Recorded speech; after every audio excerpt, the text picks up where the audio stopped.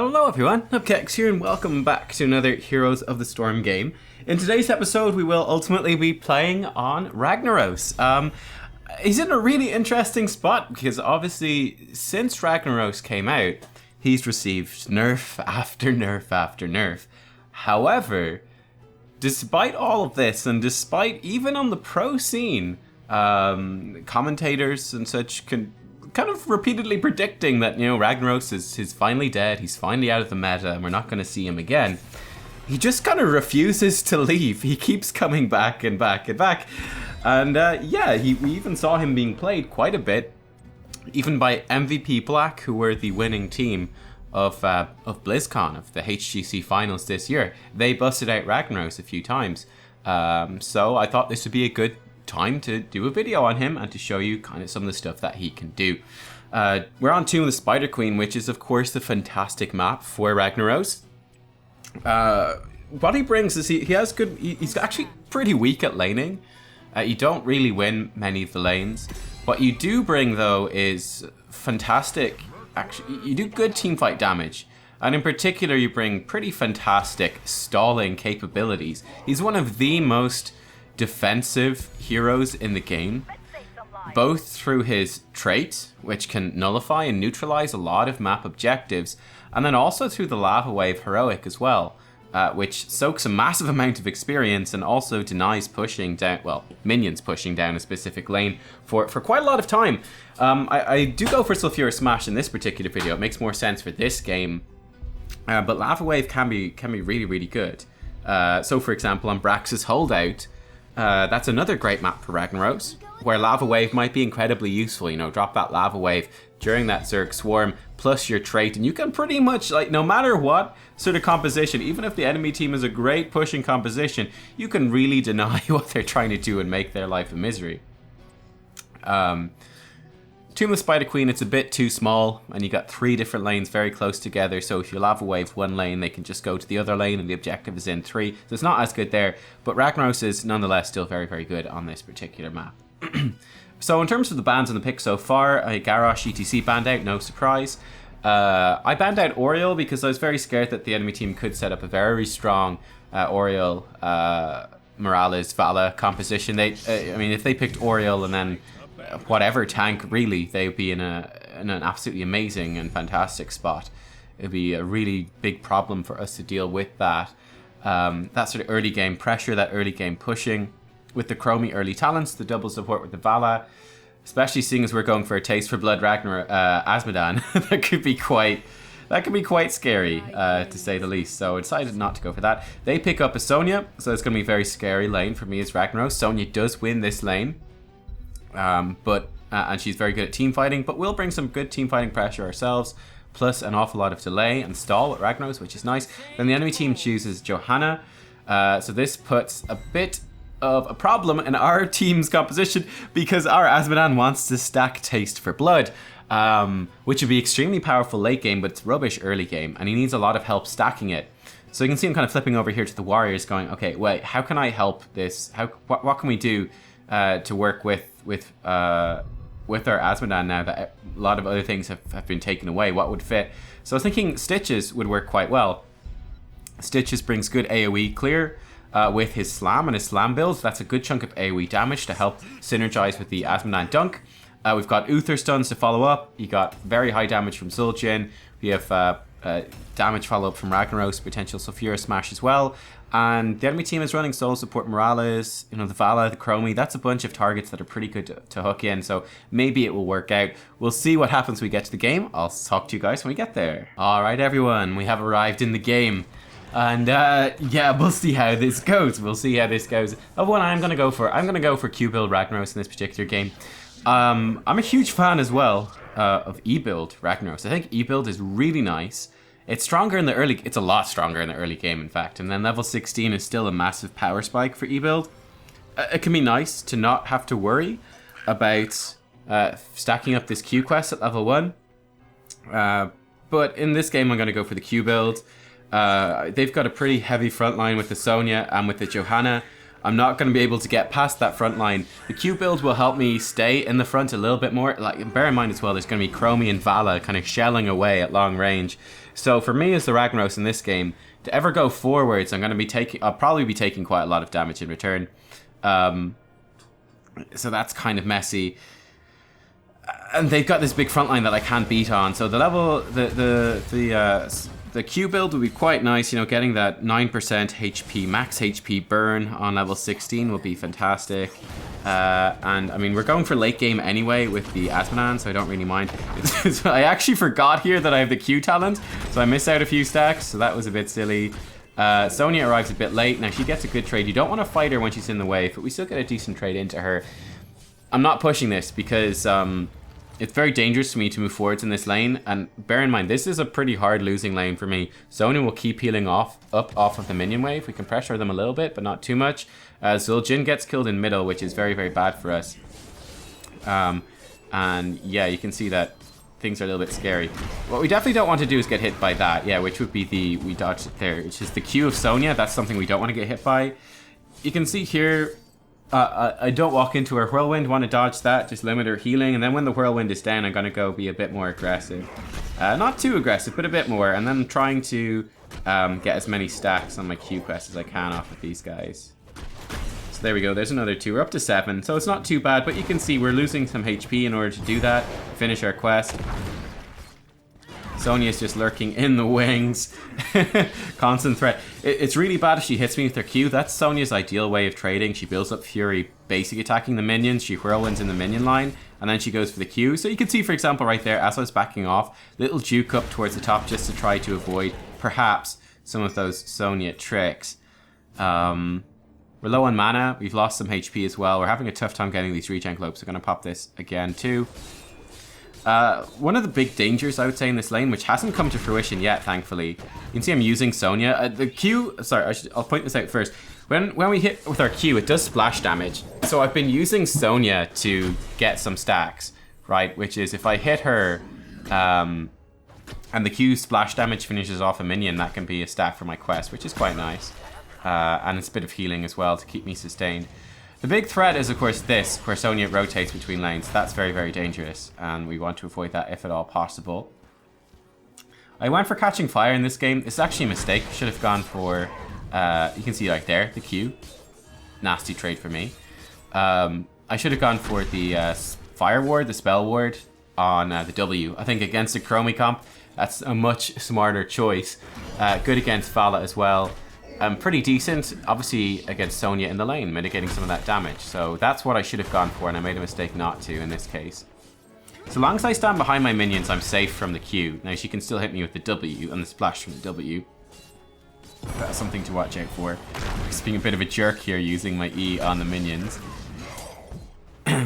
And hey, we got some stacks. She got us with the Q, but we got some stacks. Once she gets level 7, that gets a lot more scary, which is Poison Spear. That's going to hurt an awful lot more, so we definitely don't want to risk that. But yeah, you can see the early game is really not going well for us at all. What our team wants to be doing, I've not been paying attention to this too much, but what our team ought to be doing is just going between the lanes and just clearing the minions. And, you know, they go for a hook if they've got an opportunity, but they don't want to do anything much else. Their goal is to stack up Asmodan and also Zul'jin. I mean, we've got so much late game in terms of Zul'jin stacking a quest, Asmodan stacking quest, Ragnaros is stacking quests. The early game doesn't really favor us at all. I mean, they've got Chromie, who's exceptionally strong in the early game, so we really don't want anything much to do with that. Just doing what damage we can here. Probably could have actually killed her there if we'd gone a bit more aggressive. I was just wary. Vala walks too far forward, so we get a nice trade into her. But of course, she's got Lieutenant Morales backing her up, so she can get through no problem. We finished our Q quest, which is nice. And there you can see the Morales able to top these guys up without too much effort. We're going to get some decent poke off here as well. I'm just backing off. I try not to take too much damage. Q build Vala, just checking that. Make sure, try to figure out what sort of build she's got so I know what to expect. Trying to bait in the Sonya. Unfortunately, we get hit by the Q from Vala. I thought we were out of range. We weren't quite, though. Alright, just trying to avoid the Vala stuff and just not let them push this lane too much. I've got a lot of gems now. And we're obviously grabbing the Q talent at level 7. So this one, when we hit 2 heroes with our Q, it will halve the cooldown and give us a bunch of mana back. Uther gets killed. This is not good. Just a bit out of position there. Again, to reiterate, our main goal really, Vala walks way far forwards, but again, like they've got so many heroes nearby, we're just not able to dive her. It's just not safe to do so, and we just don't want to take those big risks. So you can see that Asmodan's got 50 stacks on Taste for Blood. Like he's having a pretty bad time with it. He's not having a great time at all. Sidestep the Chromie stuff. Yeah, our goal is just rotate between mid and top, mid and top, mid and top. Just go in, you know, and then drop the Uther W, the Zul'jin W, and the Stitches W all on the wave alongside the attack from the dunk from Asmodan. And this is going to be a dead Stitches, unfortunately for him. Now, I'm very scared here. I can't even get this one. Unfortunately, tap the well will help a little bit. Chromie's got some vision, which is scary. So we couldn't get all the gems. We got most of them. And the enemy team does have web weavers coming in.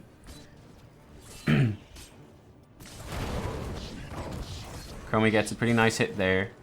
So I think I make a big mistake here. Yeah, so I step forward to grab this. Sonya actually stuns me under the gate, which is a bit unfortunate. And you can see the spins of rage. That's a massive mistake for me. I think I lost about 30 gems right there. Getting real greedy, thinking I can just step out for a little second, get a bit of extra damage on this wave, and then pop back a Molten Core. Didn't think I could get stunned, did get stunned, and we get picked off very, very quickly by that burst damage. It's a really big mistake to make. And definitely one I shouldn't have done. And that's going to cost us an awful lot, right? That costs us the entire bottom fort at little effort from the enemy team. There's still web weavers creating pressure here. We lost loads of gems. Like, it's a huge mistake. It's an absolutely huge mistake. Now, Stitches is going in deep. That's not going to go too well for him either. Zul'jin flanking. I'm popping into Molten Core, see if I can follow up. Chromie has almost escaped. I'm gonna try to get some vision on her. There we go. The dunk actually finishes her off. Nice work with the dunk. We're able to stun the Sonya as well. Or should we get knocked out of our thing? We can give some speed to Stitches, but Sonya is running away at this point. And we actually killed him. Sorry, Asmodan. Very, very sorry. Very sorry. Very sorry. Didn't realize that he was gonna have a dunk right there. Wasn't thinking about it. Okay, so we actually, as you can see right there, we're able to help Asmodan pretty well. So you've got like a second and a half. After he dunks a minion, you can kill it and he gets credit. Gonna grab Sulfur Smash level 10. So I'm kind of going, okay, I'm actually gonna help Asmodan pretty well. So you can see I'm waiting. Okay, he dunks, hit it with the Q. I'm kind of going like, we've been watching this and seeing that this is a really bad Sulfur Smash. That was a kill for sure, except I missed it. Stitches misses the hook as well. Good dunk. We're able to do some pretty decent damage there with our Q. Waiting for the Stitches to drop off Johanna. Johanna, though, just walks on by. We're able to get some decent damage out. So right there, I turn around right at the end. You know, Vala is Stim Drone. She's going to kill me, so I'm trying to turn around, just do a little bit of damage before I go down. But yeah, we bit off more than we could chew and we get taken out. So a few big mistakes in that team fight as well. I think the Sulfur Smash miss was pretty bad. Honestly, that would have been a kill for sure, which would have totally changed the fight. And no body blocks and Johanna afterwards as well makes things a bit rough. And yeah, I mean, we're just fighting from behind because like the Asmodan especially is basically useless at this point. Yeah, it's a big problem because Taste for Blood is just extremely weak until it's stacked. At least 200 stacks, that's when it gets good. So yeah, we're in a rough spot to say the least. We're on a rough spot, but we do have Ragnaros, which is a nice stally type team. It's a nice stally type comp, so that's kind of my goal here at this point, is to try to stay alive as long as possible. Great work by Stitches, actually picks up the Lieutenant Morales kill, which is fantastic. We're able to do a bit more damage here. I've got my heroic and my trait coming up in just a few seconds. So this would be a pretty nice time to force something if we can get it. You can see I'm just waiting here. Okay, there we go. That works out pretty well. That's a few more stacks for the Asmodan. So yeah, now whenever we're near Asmodan, we're going to try to be as considerate as possible and just wait to finish off the waves for when he arrives. Now he's not near enough to get this wave, so we're going to finish it off ourselves. Just get this pushing, get some pressure back down. Every single little kill kind of helps at this point. Really our goal is just to stall things out, because the longer we stall, the better things get. Basically. I mean, it's not that the enemy team is a terrible late game team by any means, but we've got a nice late game team, so that's kind of the point that we want to play around as much as possible. So that's what we're going to try to do. It's right here. He's very far forwards on the Zul'jin. Luckily, the Chromie thing doesn't hit.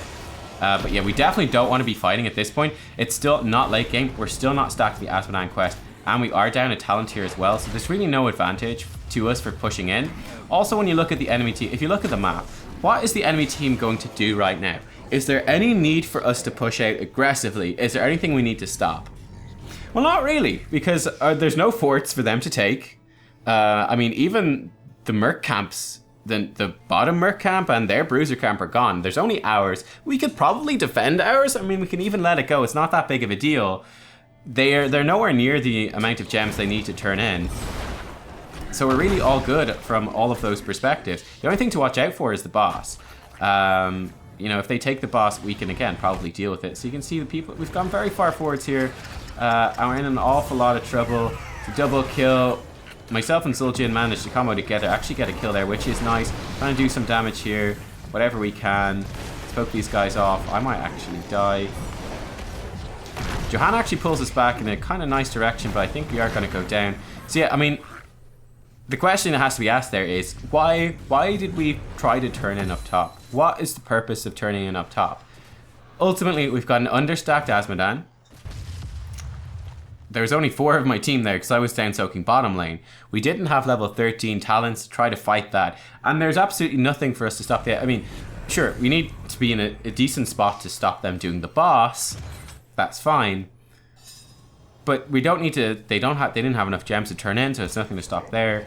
There's no structures to protect. Like, we're really that was a nice position where we could very easily and naturally stall. Funnily enough, the enemy team doesn't go for boss. They really absolutely should have. That was their moment right there. I mean, Molten Core is down. They're level 16 to 13. Well, 14 now, but that's a massive advantage, both in talent tier and in scaling. So that was really their point, to take a boss and to push their advantage even further. We finished our level 4 quest now, so that's kind of nice as well. I think I've not played with this quest for such a long time. I think I actually completely screwed up. Stitches is in some trouble. Managed to catch Fallow at the middle of that. Was trying to land it as he came out of Stitches, but it didn't quite work out. And yeah, I mean, again, it's just this forced fight when we're not in a good position to stop it. I'm taking a good chunk of damage here. Gonna tap this well, try survive. Pop my number 1, too late, honestly, and we go down, going too far forwards. But yeah, I mean, again, the big question has to be just why are we trying to fight? Why are we out in the middle of the lane looking for these picks when we're down this far and when doing these aggressive things doesn't work? That was quite unlucky. Okay, there we go. Nice, he does get the kill. I was gonna say, very unlucky that Zul'jin didn't get that kill. But yeah, like, you can see I'm kind of opening up the chat here. I'm saying, like, sure, we could definitely be playing these team fights better. There's definitely, like, mistakes here and there in terms of movements and things like that. But just the basic concept of when to pick a fight, that's a very, well, I mean, I was gonna say it's a simple thing. It's not a simple thing, really, though, obviously. But yeah, that's something that we should be getting right. And there's no reason not to. And yeah, I mean, we just lost like 2 large fights in a row because we've been picking fights for absolutely no reason, when we've got no reason to pick a fight. When, you know, we've fully got the opportunity to just sit back and farm waves, which is exactly what we want to do. The enemy team can't stop us doing that. So fantastic, let's do it. They want us to fight, so why would we feed into that? It just doesn't make any sense. Alright, Zul'jin is pretty deep down there in the lane. Bear in mind, Chromie's got Temporal Loop. Looks like she didn't have it available, which is lucky for us because that could have been a pretty scary kill. Again, we're just going to de-push this. We want to get level 16 right before we kind of fight. It's not too important to soak it in the lane because we will get XP because both mid and bottom are pushing. So we're going to be okay here. Giant Scorch at level 16 is going to be nice. We've got the 2 talents. Nice there. Chromie's in the middle of our base, which is fantastic. We're able to pick her off, which is great. They're pushing down bottom lane as well. Now they're fairly isolated here. This might be a good point to fight. And bear in mind that we get a nice thing on the Sonya, but she's got her shield, so she does survive a little bit. Gonna try boost over here.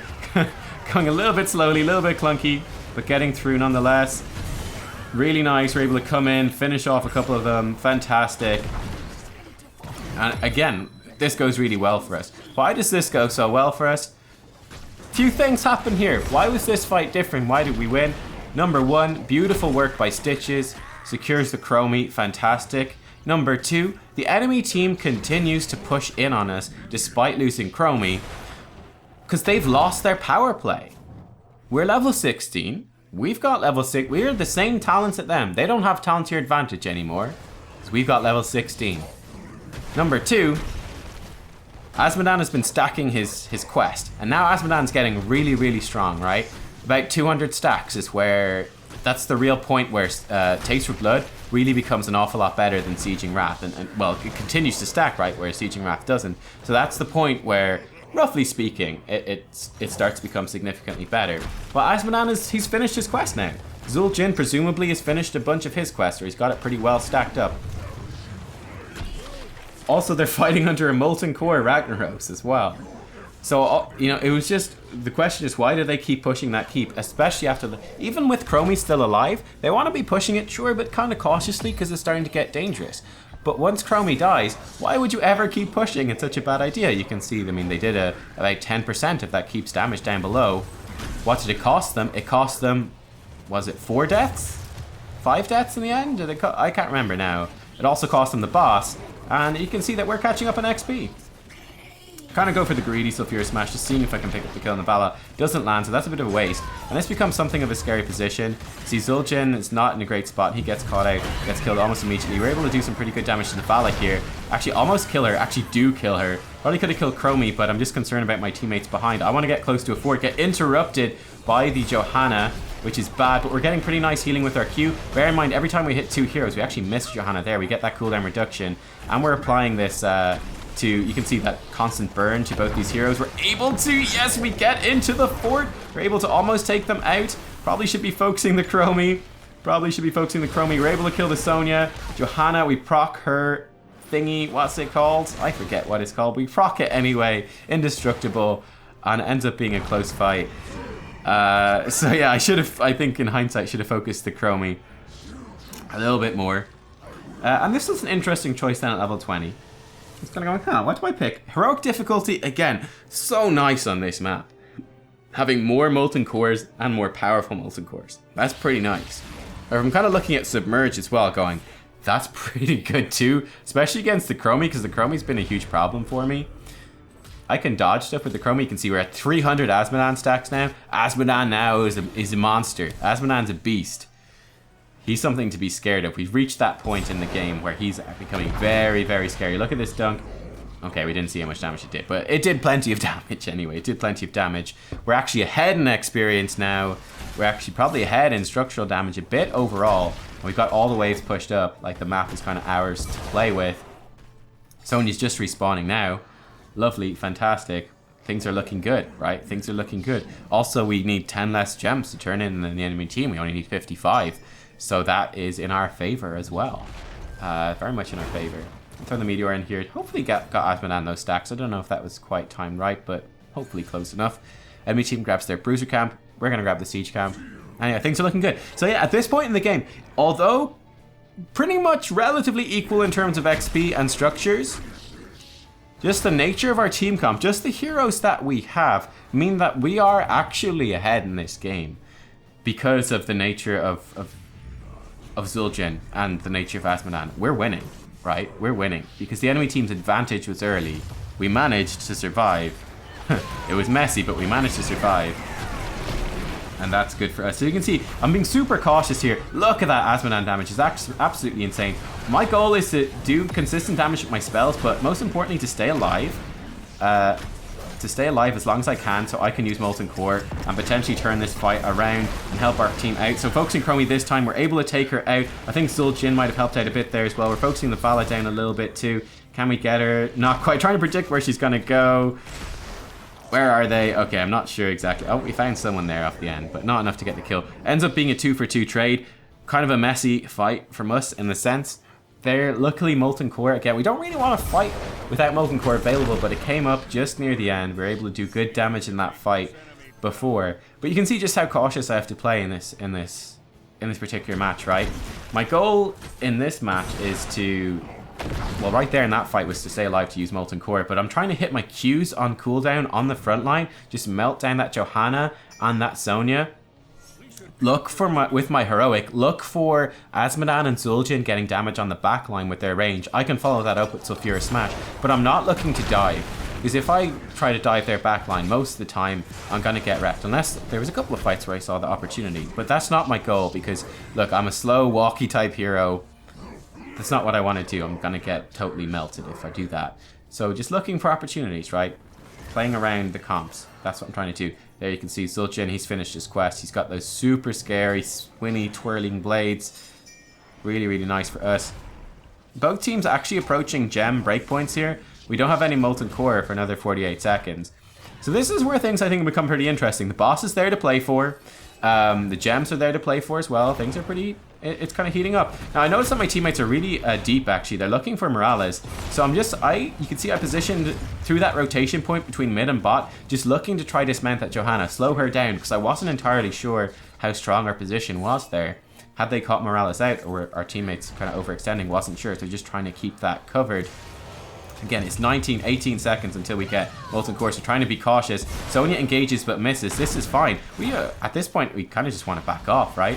We got Molten Core coming up, and Sonya's going to lose Wrath of Berserker, so that gives us a window to play around. See, people are going quite far forwards. There's a stim drone. Perfect. Just back off. This is great. Don't take the fight. Okay, we notice that Uther's had to pop his shield. He's in trouble. Gonna throw Sulfura Smash, get Morales, and we get Vala as well. Zul'jin is in there. Morales is almost down. Morales does go down. We're able to pick her off. See what I'm talking about? And this, we probably ought to win the team fight off of this. Uther actually respawns. Great stuff. We're trying to scare off the Chromie. We do scare off Chromie. Fantastic. It's looking for the rhythm in the fight, right? Did you see the rhythm in that fight? Our team honestly was too far forwards, I would say. But like the enemy team, they try to force engage. They burn the Sonya heroic, fantastic. They burn Stim Drone, they're doing more stuff. But then we could see our teammates are getting caught out. We didn't split, we didn't back off soon enough. So I'm going into that Molten Core. And then yes, we got Molten Core up.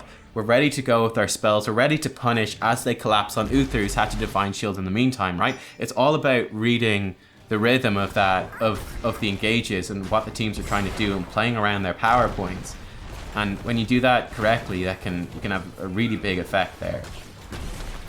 So yeah, I was quite happy with that last fight because I felt like I make a few silly mistakes in this game. Like I really didn't feel like I was using my number 1 or number 2 abilities very much. I don't even think I used Submerge once in this game, actually. I wasn't using those much at all.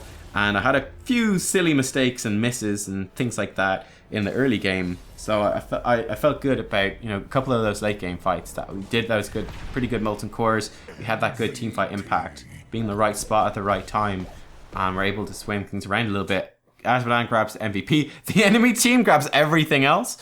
But yeah, we pull out the win. So we'll check out the stats here at the end. I thought you guys would really enjoy this game because it kind of shows you the stally type Ragnaros stuff. I think it was really interesting in terms of strategy, which it's the stally re-engaging type strategy. A lot of people really struggle with that. They really, really struggle. Zul'jin actually did fantastic damage as well there in the end. But yeah, I find people really struggle with that sort of strategy of playing around that stuff. People are very good at just the face roll type things. Usually. Well, they're pretty good at it because it's simple. When it gets a bit more complicated, people kind of struggle. So I want to show you that in this video. Hope I did. Give it a thumbs up if you liked it. I'll see you all next time. Bye-bye.